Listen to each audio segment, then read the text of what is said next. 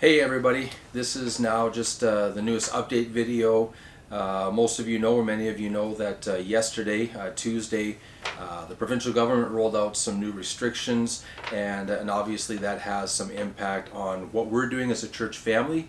So I want to give you guys as full of an update as I can with where we sit with the new restrictions, what that means for Sunday mornings, regular ministry time, office time, and so I've got some ground to cover here, but I want to try and be as quick and concise as I can, just so that everything is as easy to understand for you guys as possible. So first and most obvious, the new restrictions roll back what we can do on Sunday mornings from 15% of our sanctuary capacity to 15 people maximum. What that means is if we continued with live services, we would be able to have a maximum of 15 people per service. Every week we've been having well over 15 people signing up for each service. Under the old restrictions, we were allowed to have about 35 people to be able to sign up, not including our pastors and leaders and ushers and sound people.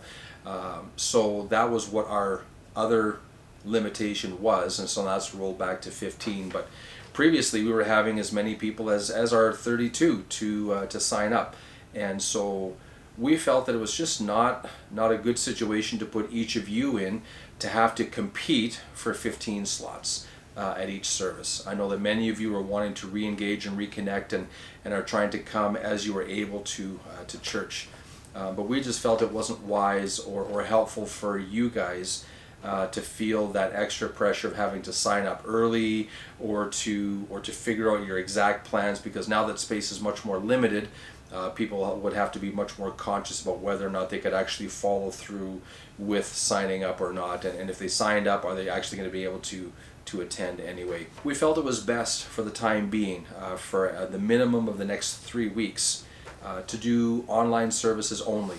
I know that that's a step backwards, and we're just as frustrated about that as anybody else would be, but we just felt that was the best decision for everybody, so that we didn't have to compete for those spaces available for each service.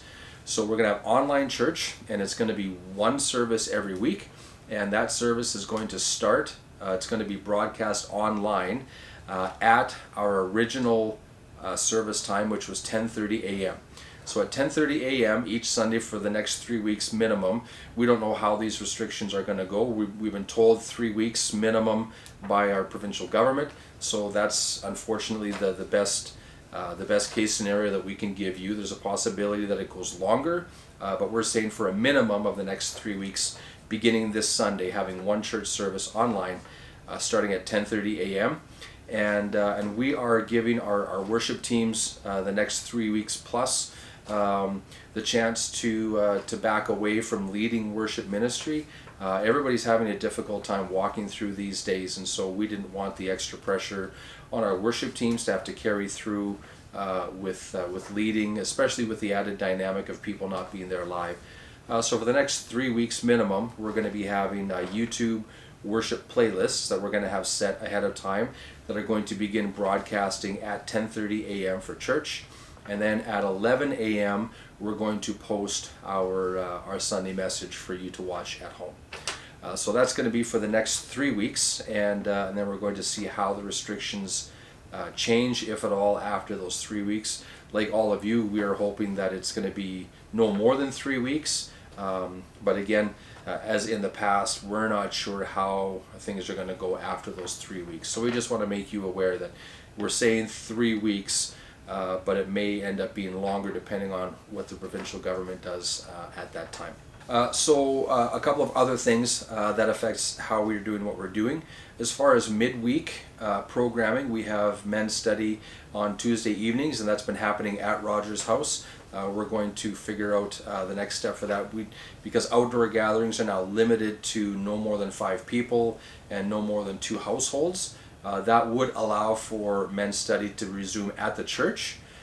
So the church faith-based gatherings have not changed as far as we can see from the regulations, and that means we can have faith-based gatherings at the church up to 15 people with masks and social distancing as per the Alberta Health Services guidelines that have been in place for a long time now. So ladies study and men's study can continue at their current capacity at the church as normal. And we're going to announce whether that's happening. We're going to contact our leaders and make sure that they are aware of that. But I wanted to get this video out as quickly as we can, just to make sure that everybody knows what's going on as soon as possible. Also, that means youth group. Unfortunately, we're going to cancel youth group in live form for the next 3 weeks. It's going to go back to a Zoom format as it had been during the previous lockdown. And again, we know that this is a remarkably sensitive issue for a lot of our young people, their parents and families. The well-being of our young people is very huge on our mind and our hearts. The unfortunate reality of running youth group is having people who are trying to distance and trying to, Pastor Aaron and James and our youth leaders trying to teach them and walk with them. It's been incredibly difficult for things to run very smoothly in that front. So that means for youth group, with having youth be here live, it's been hard to manage how to work out youth group with social distancing and masking and giving them a safe place to come and to gather. And so we felt that it was best for the health of our youth to go back to online Zoom meetings for the next 3 weeks, rather than have to micromanage their behaviors and how they're operating at youth group. Even though it's what we're being asked to do, it's easier at this point to go online with Zoom meetings with our youth group for the next few weeks. And again, we are hoping that after a few weeks we can resume with the live in-person youth events. So that's what's happening on the youth front with the new changes. And as far as the church office and daily activity at the building goes, Marlies will be in for the most part during her regular hours, which is about 9:30 to 2:30 Monday through Friday. And if you do have any questions or things you need to know about, you can call the church office as usual. But again, because we're back to online services, there's no services to sign up for. But if you do have questions, you can feel free to call the church office. Pastor Aaron and I will be in and out of the office. We're being asked, like a lot of businesses and companies, where possible, to work from home. So Pastor Aaron and I are going to try and do that as much as possible. We do have our cell phones, and if you have our contact information, as always, please feel free to be in touch with us. We're still able to do one-on-one meetings for counseling or to catch up with people. So if you want to make an appointment with us to do that, we want to carry on and provide as much spiritual care as we can given these new restrictions. But not much has changed as far as how we can offer counseling and building relationship. It's just the Sunday morning dynamic that's the primary way that we are affected. So if you want to be in touch with Pastor Aaron or myself to meet, to get together, we can still make that happen at the church office, or even at our place or your place. That can still fall underneath the categories of operating safely. So we'd love to continue to do that for you guys. I think that's everything as far as the update goes. If you have any questions, please be in contact with myself or Pastor Aaron or the church office. We'd be happy to answer any questions as best as we can. Otherwise, I just want to encourage each one of you to pray. Pray for yourselves, pray for your families, pray for your neighbors, pray for our town, pray for our leaders. And pray for Pastor Aaron and myself and Marlies and Pastor Chad. These are unprecedented days, and we're trying to navigate as best we can, and we know that every decision that we make has an impact on your guys' lives, and so we do recognize that. And we're just asking you also to be patient as we walk through this together.